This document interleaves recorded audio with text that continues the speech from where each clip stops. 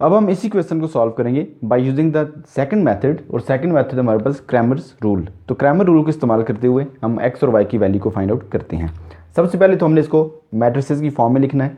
पहले हमारे पास जो मैट्रिक्स बनेगा, this is matrix of coefficients. तो देखिए पहला जो कॉलम होता है इसमें आप एक्स के जो कोफिशिएंट्स वो लिखते हैं, दिस इज 2, दिस इज 6।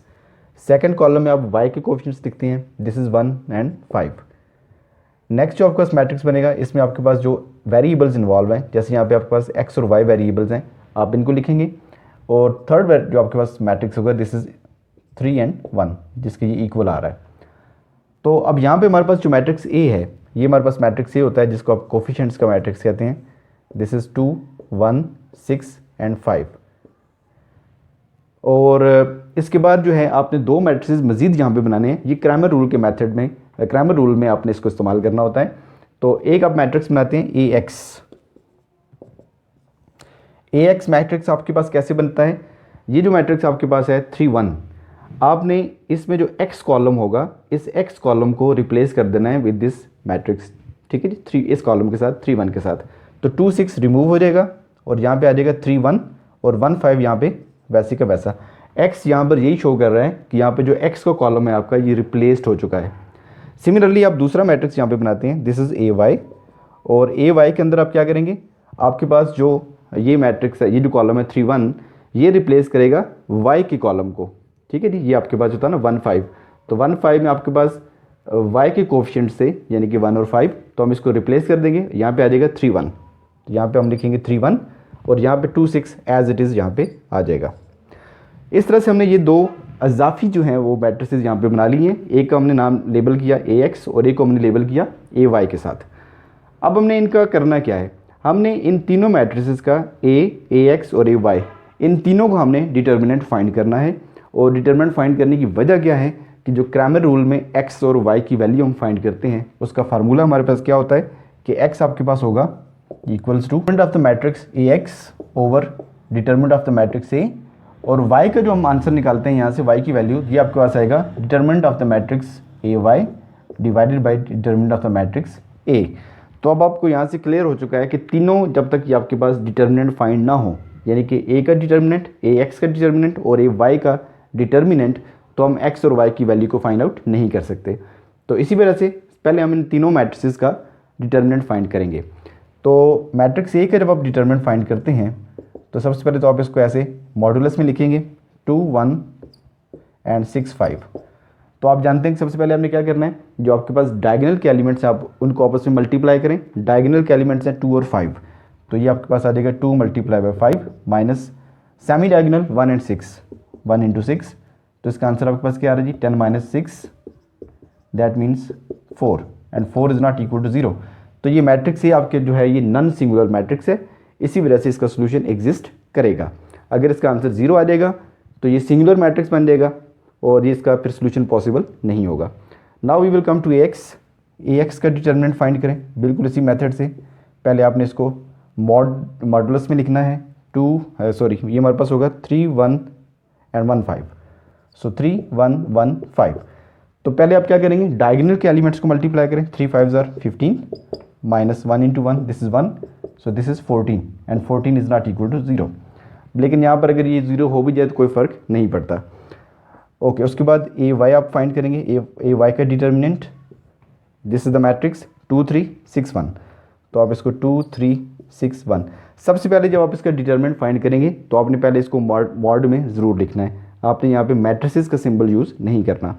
अब डायगोनल के एलिमेंट्स को मल्टीप्लाई करें। 2 into 1, this is 2 minus 18 and the answer you will get is minus 16। इस तरह से आप देख सकते हैं कि आपके पास ए का, ए एक्स और ए वाई तीनों के डिटर्मिनेंट्स फाइंड आउट हो चुके हैं। अब हम इनको पुट करेंगे इन रिलेशंस में और यहाँ से हम एक्स और वाई की वैल्यू फाइंड आउट कर सकते हैं। तो एक्स की वैल्यू फाइंड करने के लिए हमारे पास ये फार्मूला मौजूद है, determinant of A x over determinant of A. तो आप जानते हैं इसकी वैल्यूज आपने फाइंड की हुई हैं। ए एक्स की जो वैल्यू थी डिटरमिनेंट की, this is 14 and determinant of A was 4।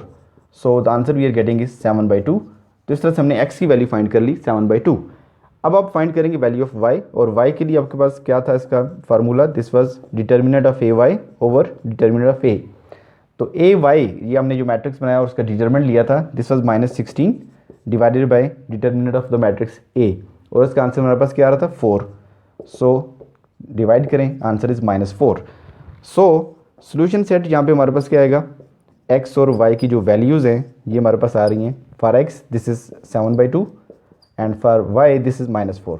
Again मैं आपको रिमाइंड करा दूँ कि जब आप दो मुख्तलिफ वैल्यूज़ की वैल्यू को सोल्यूशन सेट में लिखते हैं तो आपने यहाँ पे पैरेंथेसिस को यूज़ करना है, सो दैट पता चले कि पहली वैल्यू पहले वेरिएबल की है यानी कि x की, और कामा के बाद जो आपने सेकंड वैल्यू लिखी है ये सेकंड वेरिएबल y की वैल्यू है।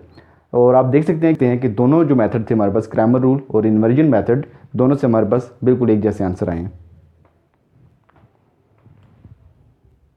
आइए हम इसी क्वेश्चन को सॉल्व करते हैं by using the Cramer rule. Cramer rule की खूबी ये होती है कि इसके अंदर हमें कोई भी इन्वर्स फाइंड नहीं करना पड़ता। जैसे हमने इन्वर्जन मेथड में पहले इन्वर्स फाइंड किया था, तो इसमें कोई इन्वर्स इन्वॉल्व नहीं है। आपको सिंपली जो है डिटर्मिनेंट्स फाइंड करने पड़ते हैं और उन डिटर्मिनेंट्स की मदद से आप बहुत आसानी से एक्स और वाई का आंसर फाइंड कर सकते हैं। तो आइए देखते हैं कैसे करना है इसको। सबसे पहले तो हमने इसके मैट्रिसेस बना लेने हैं। तो मैट्रिसेस आप जानते हैं कि 2 और कोफिशिएंट्स आप इसमें लिखेंगे। y का कोफिशिएंट क्या है जी -2, x का कोफिशिएंट 3 और y का 2। सिंबल साथ लिखेंगे, पॉजिटिव नेगेटिव जो भी होगा। और यहाँ पे मैट्रिक्स आ रहा है हमारे पास x and y and this equals to 4 and 6। तो देखें यहाँ पे हमें पहले कंस्ट्रक्ट करना है। ये पहला जो मैट्रिक्स है इसको हम नाम A दे देते हैं। This is matrix A, 2 -2 3 and 2। अब हम आगे बनाएंगे एक मैट्रिक्स AX में आप क्या करेंगे कि ये जो आपके पास x कॉलम है, ये x कॉलम है ना, देखिए इसमें 2 और 3, ये 2 का कोफिशिएंट था, ये 3 का कोफिशिएंट, 3 जो है x का कोफिशिएंट है। तो ये x मैट्रिक्स है हमारे पास, x से कोफिशिएंट हमने लिखे हुए हैं। तो x के जो कॉलम है इसको हम रिप्लेस कर देंगे विद दिस जो 4 6 आपका आ रहा है ना यहाँ पे। तो 4 और 6 से हम इसको रिप्लेस कर देते हैं और ये आ जाएगा -2 एंड 2। इसको नाम हमने क्या दे दिया, AX, क्योंकि इसमें x का जो मैट्रिक्स है ये रिप्लेस हुआ हुआ है।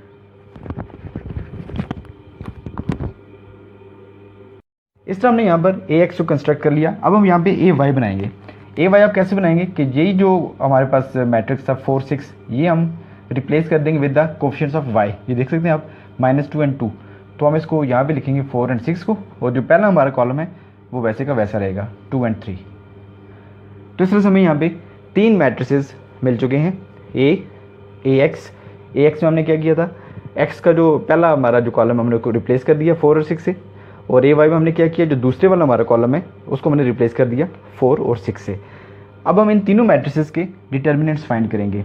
तो आपने बात दोबारा मैं आपको रिमाइंड करा दूँ कि क्रैमर रूल में आपको इन्वर्स नहीं निकालना पड़ता, बल्कि हमें सारे डिटर्मिनेंट्स फाइंड करने हैं। हमें A का डिटर्मिनेंट निकालना है, AX का और AY का।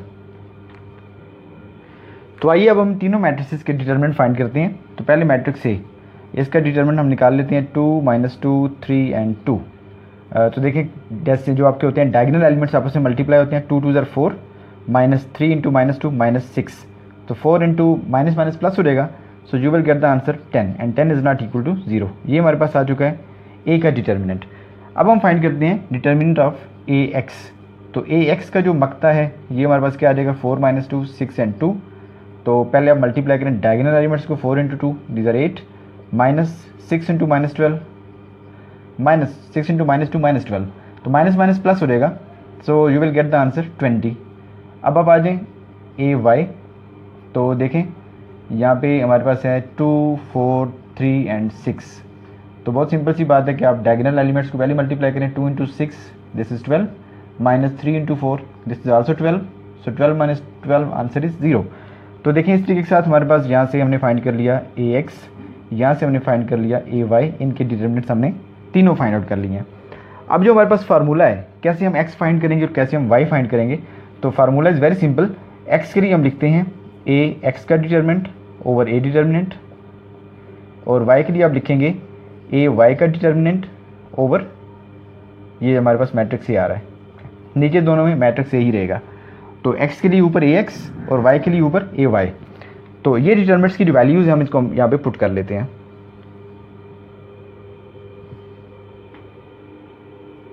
अब इन तमाम वैल्यूज़ को जो हमने डिटर्मिनेंट्स की फाइंड कर ली, A की, AX और AY, इस तीनों डिटर्मिनेंट्स आ चुके हैं।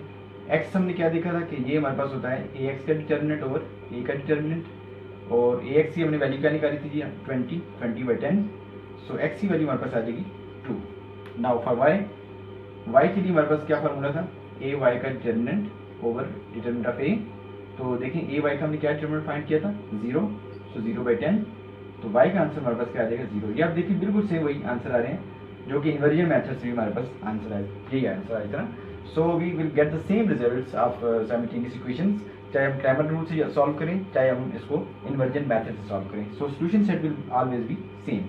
तो सोल्यूशन सेट हमारे पास क्या आ रहा है जी, X Y this equals to X is 2 and Y is 0।